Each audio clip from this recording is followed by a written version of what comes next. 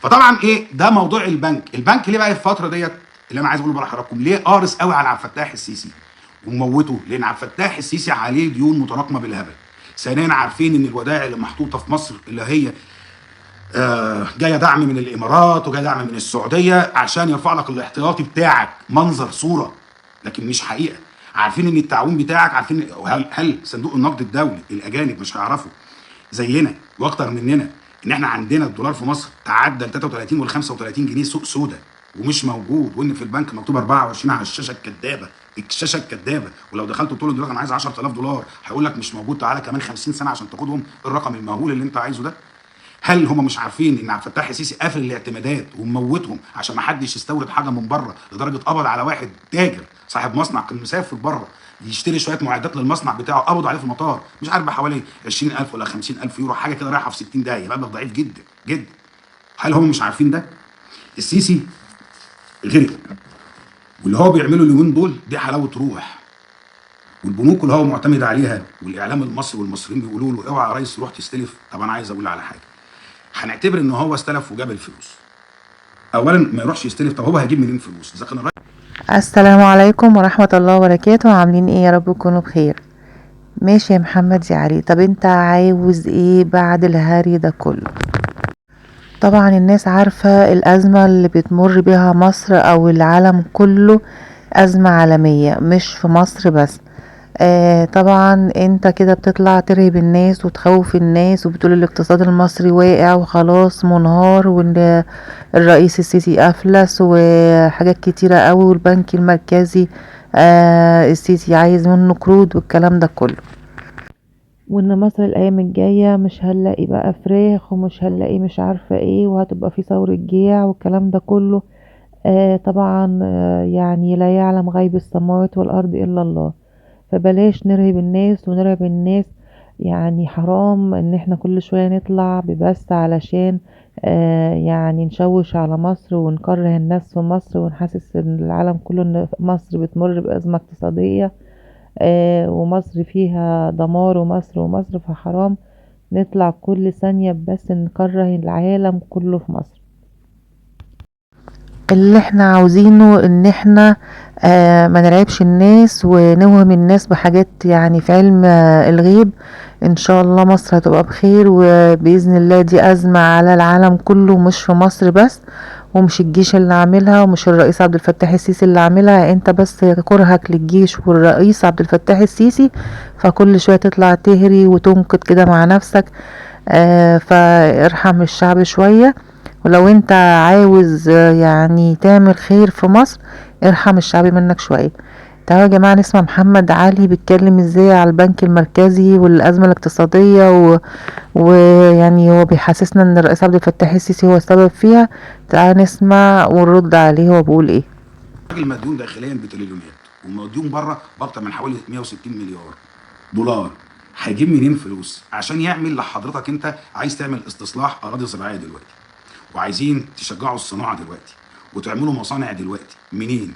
هل السيسي هيقدر يدعم الفلاح اذا كان هو مش قادر يجيب العلف للفلاحين عشان يقدروا يهتموا بالثروه الداكنه او يقدروا يقوموا بثروه الدواجن اللي هي قفلت؟ اللي طلعوا المستثمرين اللي مسؤولين عن الصناعه دي طلعوا قالوا لحضراتكم ان في مئات المصانع الاف المصانع قفلت، وطالعين بيقولوا خلال 40 يوم ممكن ما نلاقيش فراخ في السوق. هل السيسي النهارده معاه فلوس يقدر يدعم زراعه الرز؟ يعني لسه هنزرع رز ونحصد؟ مين اللي وقف زراعه الرز في مصر؟ مش القوات المسلحه؟ مش السيسي لما قال ان الميه هتقل ولازم نخفف زراعه الرز عشان بقت في ندره في الميه؟ مش السيسي اللي قال احنا داخلين على تصحر؟ هو ده الكلام؟ ده كلام مين يا جدعان؟ فهو هيجيب الفلوس هيعمل ايه ولا ايه؟ هياخد فلوس منين؟ هيجيب فلوس عشان يفتح مصانع ادويه ويعلم ويصرف على العلم عشان يطلع طلبه تقدر تعمل الدواء وهي اللي تصنع انتاجها بنفسها، ده عايز له عمر، فما ينفعش. السيسي النهارده غرقان غرقان لا محاله خلاص. هل السيسي لو اخذ القرض هيطلع من الغرق اللي هو فيها؟ هيطلع من الزنقه اللي هو فيها؟ لا ده طبعا مستحيل. والسؤال هنا هيطرح نفسه، لو السيسي اخذ القرض حضرتك عايزه يسدد الديون الخارجيه؟ الكلام ده طبعا احنا عارفينه خلاص كلنا، ودي تقارير بتطلع من البنك المركزي بتطلع من البنك المركزي وتطلع من الجهاز المركزي للمحاسبات وبتنزل في الاعلام بتاعنا، كلنا عارفين التقارير دي والمصريين كلهم تقريبا بيتكلموا في الموضوع ده خلاص. انت عايزه يسدد الديون الخارجيه لو اخذ القرض، ولا عايزه يسدد الديون الداخليه اللي هي وصل كام تريليون، 5 6 7 احسب زي ما انت ما عايز. ده المعلن الله اعلم بالمختفي، ان احنا بنشتغل مع الجيش من غير عقود. ولا عايزه ياخد الفلوس يوفر المستلزمات بتاع مصيبه. هنشرح احنا بقى النهارده، او هشرح لحضراتكم للناس اللي مش واخده بالها او ما تعرفش ايه فكره الصندوق النقد الدولي. هو زي اي بنك، زي اي بنك عادي. وايه المشكله اللي بيواجهها السيسي، وليه كده كده هو غرقان. الامبريلا بتاعته مين؟ حسين طنطاوي. انا كنت شغال مع حسين طنطاوي. حصل تغيير من حسين طنطاوي لعبد الفتاح السيسي.